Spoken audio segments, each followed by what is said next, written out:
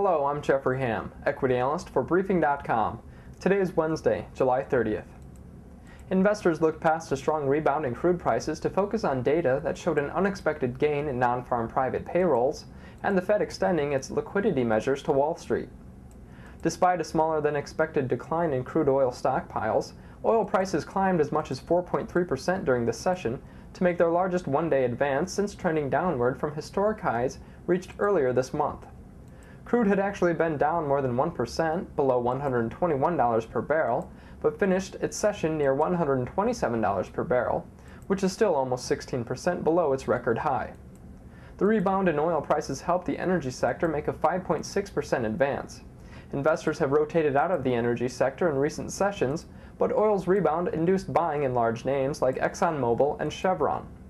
Conversely, oil-sensitive industries fell out of favor. The S&P 500 Automobile Manufacturing Index slipped 3.8%, while the Amex Airline Index dropped 4.9%. Broad-based buying was largely influenced by the latest ADP employment report that showed an unexpected 9,000 increase in July private non-farm jobs. Meanwhile, economists were expecting a 60,000 decrease in jobs. Though the ADP report has not been consistent in correctly predicting the government's jobs data, which will be announced Friday, ADP's announcement bolstered expectations that the government's report will show a smaller than expected decline in employment. Also providing support to the session's optimism was news that the Fed is extending the length of its term securities lending facility through January 30th and is introducing longer terms to maturity for its term auction facility in the face of continued fragility in the markets. Separately, President Bush signed the housing bill into law, giving support to Fannie Mae and Freddie Mac, while the SEC is extending its temporary restriction on naked short selling on financial institutions.